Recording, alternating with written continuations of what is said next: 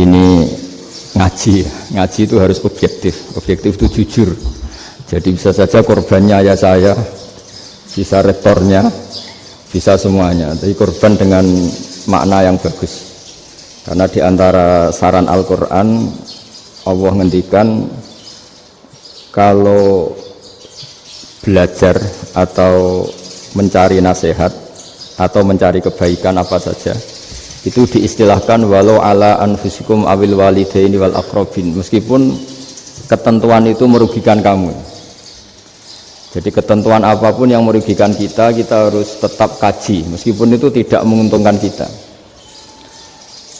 Karena banyak problem, mulai dulu sebenarnya problem itu orang yang wakam da'in yadda'i annahu da'a ilallah tapi hakikatnya yad'u ila nafsih. Jadi banyak da'i yang mengklaim dirinya mengajak ke Allah dan Rasul tapi sebetulnya hakikatnya mengajak ke kelompoknya sendiri. Saya ini termasuk kiai yang masih orisinil. Artinya orisinil gini, suatu saat atau kapan saja saya kok sudah tidak laku jadi kiai, asal Islam jalan tetap senang, karena nggak penting yang populer saya apa enggak itu tidak penting, yang penting agama ini tetap jalan. Sama negara ini harus jalan siapapun presidennya. Ya, ini penting saya utarakan karena perbedaan antara nafsu dan komitmen beragama itu tipis sekali. Sehingga dulu pernah ada cerita, ini bukti keadilan Rasulullah SAW. Pernah suatu saat Nabi itu ngaji, yang ngaji seperti ini. Terus ada pemuda dengan cueknya melewati masjid yang sedang dipakai Nabi ngaji. Singkat cerita semuanya ngomel ya, bergumam. Celaka betul pemuda itu, ada Nabi ngaji kok tidak ikut ya. Tapi Nabi secara besar hati ngendikan, ini ada di beberapa kitab di Fadhailul Kasbi, keutamaan kerja. Kata Nabi, pemuda itu mau mencangkul di lahannya. Jika dia mencari nafkah untuk keluarganya, untuk kebaikannya, maka itu bagian dari ajaranku.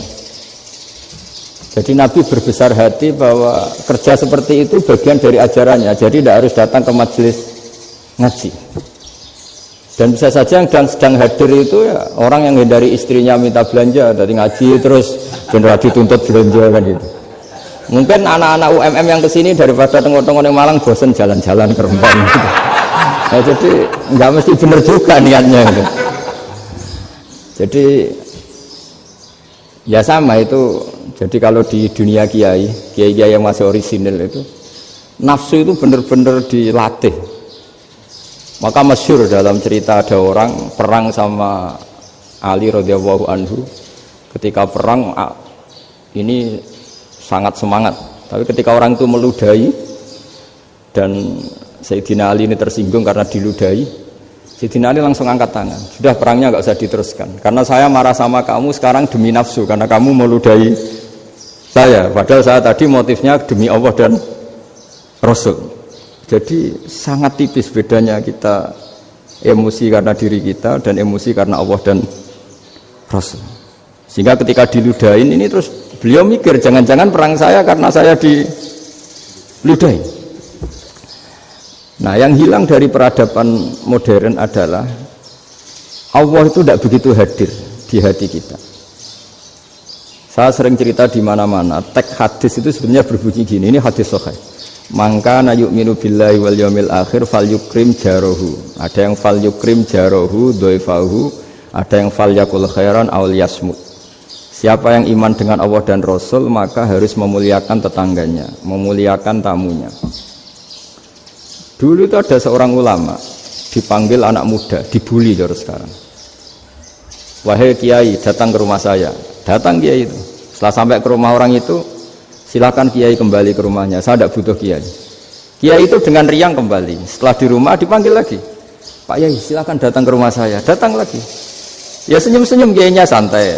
Wah nggak jadi butuh Pak Yai, silakan kembali lagi. Sampai 3 kali. Oh itu kalau rektor digitukan marah itu, dosen marah. Kiainya santai, santai senyum-senyum rileks. Ketika ditanya kenapa Pak Yai tidak tersinggung, jawabannya unik.